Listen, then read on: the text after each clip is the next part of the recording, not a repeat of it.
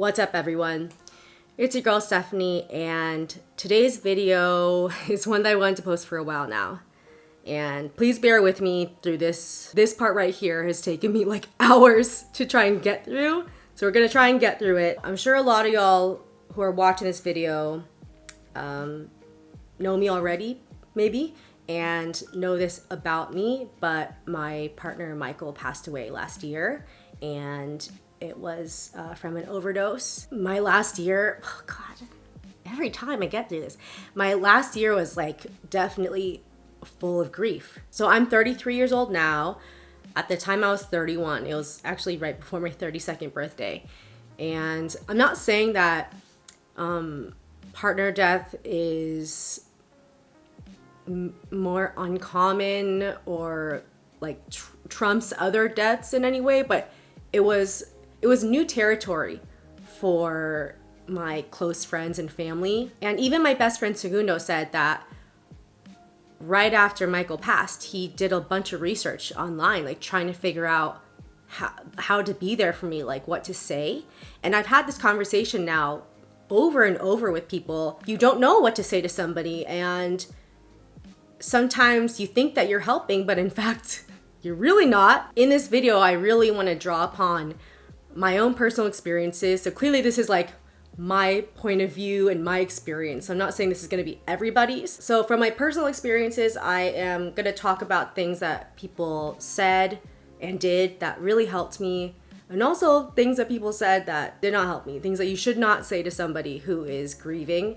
I'm also going to talk about what I really needed more of, and also specific things that I personally would do for somebody who is grieving. Josie decided to make an entrance. Josie also was, man, I honestly don't know what I would have done without this little girl during that time. I really don't. It's gonna make me cry just thinking about that. Okay, before we get into it, I want to talk about the sponsor of this video, and that is BetterHelp. I've been wanting to post this video for a while now, and honestly, getting this partnership was the real push to finally do it, because therapy, it was just so instrumental to my like just living to every week be able to talk to somebody who over time, to be honest, feel like I wasn't burdening them and I could speak freely to, and who would actually help me. But you don't have to be going through something like grief or clinical depression or anxiety to seek out a therapist. You could just be having a hard time, or just, you know, feeling stuck in life, honestly. And to have somebody to speak to who may have a different perspective for you is something that is really beneficial to your just general well-being. Finding a therapist in itself, though, can be very stressful, but that's a great thing about BetterHelp, is that it is all online based. BetterHelp's mission is to make therapy more affordable and accessible. All you have to do is fill out a few questions, and BetterHelp can find you a therapist in a matter of days. I think when I did it, it was like less than 24 hours. It's just really easy to sign up and get matched with a therapist with BetterHelp. And also, if you're not vibing with the therapist, you can switch very easily. I actually did that.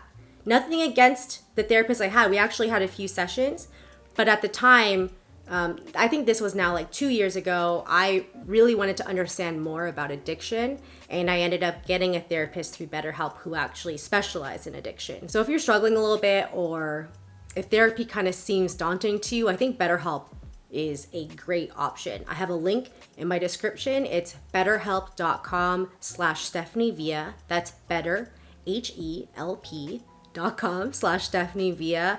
You're not only helping out the channel, you will also get 10% off of your first month. Thank you, BetterHelp, for pushing me to post this video. Okay, so I kind of have things mixed up in here because they all really are intertwined. But let's start off with things that you should and should not say. I think the underlying thing that you have to understand about grief is there's no fixing it. You can't heal somebody else's pain. You can't take it away. If you are a solutions kind of person, this is a really difficult concept. And I think I have a lot of people in my life, they are all like, I need to find a solution for this problem. and there is no solution. So obviously this concept is really uncomfortable for somebody who is solution oriented. So with that said, truly what I feel like a person in grief wants is acknowledgement. They want you to just be there for them in pain, in grief. It seems like counterintuitive, I feel like, to some people, but truly join them in their grief, join them in their sorrow. They just want to be seen, and they don't want to feel like a burden to you. So, okay, we're going to backtrack a little bit, because I think that there are a few things that people do to try and fix the situation. So in your mind, if you're saying something that seems like you're trying to fix their grief, don't say that at all. If I laugh anytime during this video, it's not because I think it's like funny, but not funny. It's just uncomfortable. These are things that people don't want to be told. Look on the bright side. Be thankful for your life now. Michael would want you to be happy. It makes somebody just feel defensive, like they have to defend their grief and like their current state of mind in a way. And it honestly invalidates their grief if somebody's saying like, well, you have such a great life, and you know, and Michael would want you to be happy. Yeah, of course he would want me to be happy, but I'm not. It makes that person just kind of shut down. I think another big one is try to not give advice. What advice could you give that would make someone feel better? None. I'm gonna like do some specific instances here, and I just want to say, if you're a friend and you're watching this right now and you said these things, any of these things to me, please know that I am not upset or I'm not holding a grudge or anything, because I understand what a crazy situation I think this was on the other side as a friend looking at me, especially like right after it happens. I don't think that like recommending something is necessarily a good idea. Like, oh, you just need a night out. You should listen to this podcast. Read this book about grief. Maybe like a while down the road, but definitely not right after. Another one is, well, you had been preparing yourself for this. And that one, especially in my situation where Michael had been struggling with addiction for many, many years. When we met, he was sober, COVID hit, and it got really bad. I truly, in my heart, never thought that it would happen. I don't know. I just did not think it was going to happen. But in my brain, I knew that it's something that could happen. If you're doing something like heroin or fentanyl, it's definitely something that could happen. But yeah, telling somebody that like you've been preparing yourself, like you should not say that. I apologize, this is all over the place, but pretty much what not to say are things that you think could fix the situation, because it's not fixable. As a friend of somebody going through a huge loss, try to mentally prepare yourself for being comfortable with silence. Being comfortable with sitting there maybe on the phone or in person with somebody while they're just crying. You want to feel the silence. But if that person just crying on the other line, like what you can say is, I'm here. I'm here for you. Just like let it out. Instead of trying to fill the silence, which kind of makes the person feel like you're just really trying to get off the phone, or you're like trying to get out of there, which you might be. It is something that honestly you kind of have to like mentally prepare for in a way, which is, I've never had to do that for somebody. So being able to be comfortable with those silences is one of the most important things that you can do as a friend. It seems like nothing, but it is everything. Being able, from my end, to talk about my grief or express my grief to somebody who's not trying to talk me out of it is the most useful thing that they could do for me. Obviously there are a lot of other different things you could say or do, but those are the most impactful things to me. I do want to mention this because I was talking about this with somebody else. Be maybe mindful about somebody's like spirituality or religion. A really common thing for people to say is like, he's in a better place now. Well, if you don't believe in that, then those are kind of empty words, and it honestly might make somebody even more upset. Yeah, I'm not a spiritual person necessarily, but after this, I did take comfort in thinking that Michael is in a better place and that he wasn't in pain anymore. Maybe, I don't know, somebody lost a loved one in an accident or something, and you say, oh, they're in a better place now. And that person's like, no, they're not. They should be here with me on earth. Michael is dealing with addiction for, I feel like almost half of his life. It was such a struggle every single day for him. So I would like to think that he's in a better place.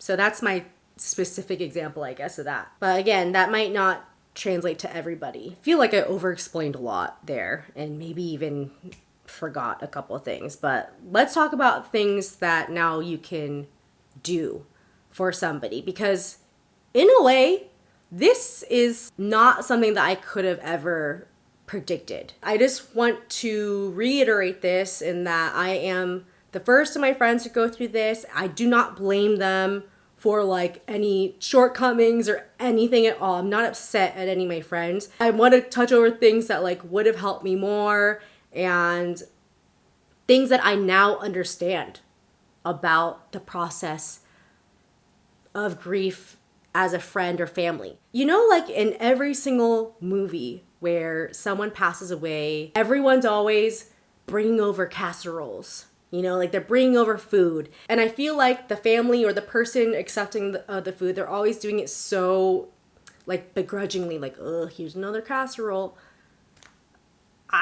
There's a reason why that's a thing. I think for the first like week and a half, at least 2 weeks, if I wasn't going over to Michael's mom's house, Carol's house, I was not eating. And I've never lost my appetite before. Maybe I've been like not so hungry, but something really hasn't like made me lose my appetite for a long time. And you know, the couple months after Michael passed away, I actually lost like 10 pounds, which is that's a lot. Continued to lose some weight after that for sure for a few months. I think I've gained it all back now, especially the first couple weeks. I physically did not want to eat food unless it was just sat right in front of me. I couldn't even like go on DoorDash or something to order myself food. It was just very weird. Carol's neighbors organized a meal train, meaning they created like I don't know if it was like a Excel spreadsheet or something. And they all, every single day, somebody was bringing over food. And I mean, she had an excess of food, but people were going over to her house and they were eating it. And I was only getting I was going to her house every other day, sometimes, days in a row. And then that would be like the only thing I ate. And now I truly understand, not that like I'm expecting that from my neighbors or anything. She was there for many, many years. But I really understand that concept now, because eating is really the last thing on your mind. And yeah, somebody puts something down in front of you, I think then you'll eat, but that's the only time, at least for me. I'm not saying that you need to create a meal train, but I think something that would be so meaningful, honestly, is just showing up with some food. You don't have to maybe you don't have to see them face to face. Put some food on their front deck or whatever in front of their door. Give them a call or text saying hey, I just dropped some food off for you. That is 100% something that I would do from this day forward. Hopefully don't have to do it too much or too soon. And if you couldn't do that, then DoorDash something to their house or Postmates to their house. If you can't think of a specific cuisine that they would want, send them some, green juices or something, just so they get some nutrients in their body. That would be really great. And if maybe you don't know their address or can't get a hold of their address, sending them credits to a food delivery would be just as good. Okay, I'm going to jump around a little bit here, but we're going to touch upon if you have my kind of personality for a minute. I can be very introverted. I'm very comfortable with being alone and being like in myself, and I can feel content that way for a long time actually. But when you're grieving, even if you think you don't need it or you don't want it, you should have some people around you. Sometimes you want to be alone, but I think like days on end alone is not good. I think you should see somebody, at least at the beginning, like at least see somebody every other day or something. And that's why I was like, I mean, not the only reason, but going to Carol's and being able to be with Michael's family and friends, and that was really meaningful. Then when I was home though, I think that I needed friends to be a little bit more pushy, in that if somebody was like, hey, do you want me to come over? I can come over right now. Do you want me to come over? I'd be like, no. Because I didn't want to like inconvenience them. I didn't want them to have to like, I didn't want to be a burden. I think that's like the best way to describe it. But also I like didn't want to, in the time, like I didn't want to see them. I'm like, I just want to like be in my misery, be alone. But that can be really unhealthy. And I kind of wish, and this is not for everybody, but I kind of wish that people would have just pushed themselves on me more. And if somebody would have been like, I'm coming over right now, instead of asking me, can I come over? Should I come over? Do you need me to come over? If they were just like, I'm coming over, I'd be like, okay. The asking is what made me feel like, oh, no, like you don't have to. Hi, future Stephanie here. I almost didn't want to talk about this whole subject because it sounds like I'm just complaining about how my friends acted, and I'm really not. I'm just trying to talk very honestly and obviously in hindsight. So pretty much what I'm trying to say is to be conscious of your friend's personality. A lot of people don't want to ask for help when they really do need it. And I'm not saying that you need to be a mind reader, but if you're concerned for your friend, if you feel like they're not reaching out, they're isolating too much, there's potentially a really good reason that you have that feeling. I guess I'm just trying to give you some insight from the other side. I hope that makes sense.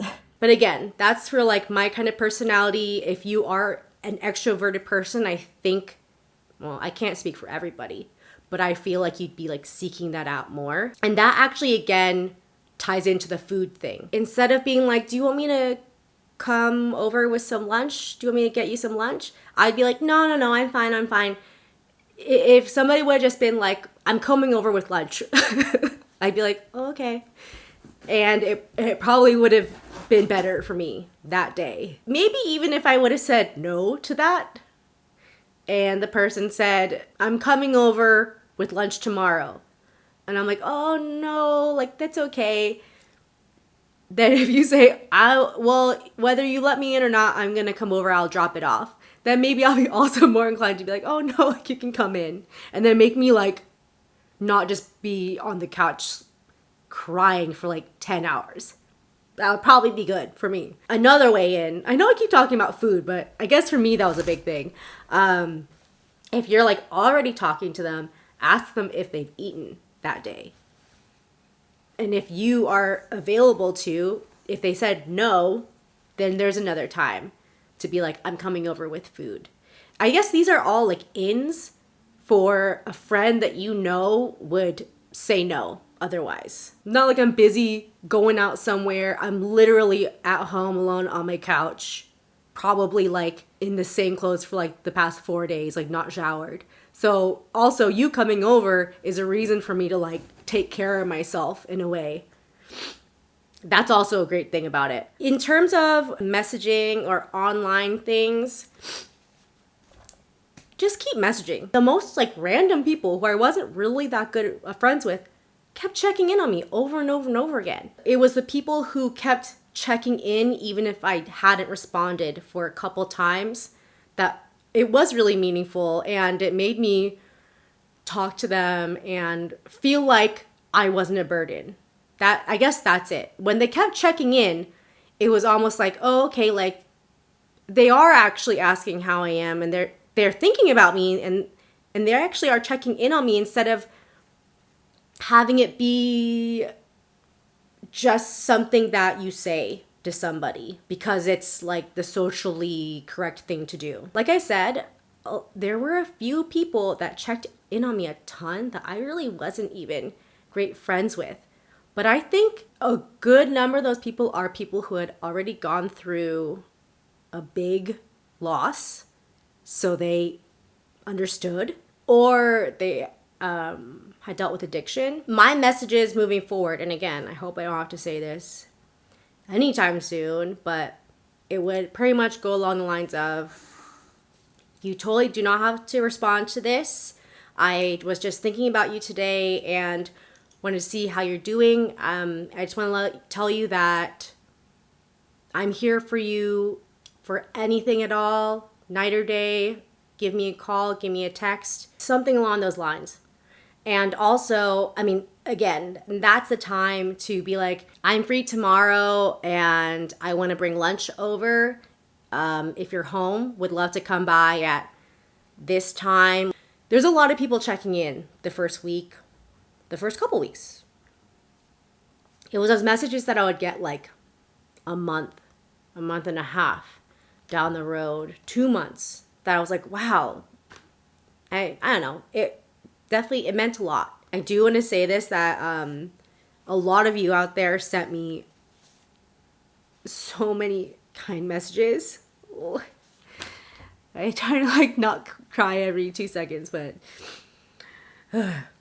yeah, I wanted to say thank you again so much. And I apologize for not getting back to all of you, but I definitely read so many just beautiful messages, and they really impacted me in a positive way during that really dark time. Something else I wanted to mention, there are a couple more things, but something that really was very meaningful. Not that gift giving is so important. Like I'm not expecting things from anybody. I'm not expecting food from anybody, but I'm just saying as a friend, it's a nice gesture. But yeah, again, just messages, checking in, dropping by, being like, I'm coming over. Those are very like much higher on the ranking, I think. I do want to mention the tradition of giving flowers, which again is something that you know is a common thing that a friend does or gives to somebody in grief. And I was not expecting flowers from anybody. Obviously, the flowers should be sent to Michael's family and his mom. But I did get 2 bouquets of flowers, one from my friend Sharon Pack and one from Proactive. I will always remember that now because oh, I'm crying again about it. It was just really nice. It was just nice to, like, I don't know, receive something, look at something beautiful in like such a dark time. I don't know if that's the purpose of it. What is the purpose of sending flowers? I don't know. I'm so sorry if this video, I think this is like the messiest video I've ever, the most planned somehow, but messiest video, because I'm just trying to explain myself, and it's difficult to explain these kind of emotions and why I react or feel these ways. I think the best thing to do for your friend is be there and never make them feel like you are burdening them. You are uncomfortable by their grief. You want to get off the phone. If that is the case, then okay, you gotta go. But I think the reinforcement of, I'm here for you in the silence, don't worry about it, anything that you need, I'm here for you, I'm so sorry, cry if you need to. Even just saying out loud, we can sit in silence here. I will just sit here with you. Obviously, it's been over a year, and I think, I'm a very emotional person, and see, I can't even say that without starting to tear up. It's just, I can't help it. Michael dying, it changed me. And your friend might not be so fun for a while. You potentially need to have different expectations of what your time together is going to be like, who they are. I had this told to me I know that they didn't have ill intent, but it cut, it hurt. And when they said, like, I miss the old Stephanie. Like, when am I gonna get the old Stephanie back? And you're not. No matter what version of myself I am moving forward, it's never gonna be the old me. So it may not seem like a big deal necessarily say that. It may seem like you're just like, oh, I just want you to be happy again. Of course, I would like to be a version of myself who never had to go through anything like this. So yeah, I'm not going to be the same version of myself. Well, if you made it this far, you are a trooper and you truly, clearly want to be a really good friend to somebody who's having a really hard time. I really do love y'all. I appreciate you. Thank you so much for being here. And I will see you in the next video. Bye.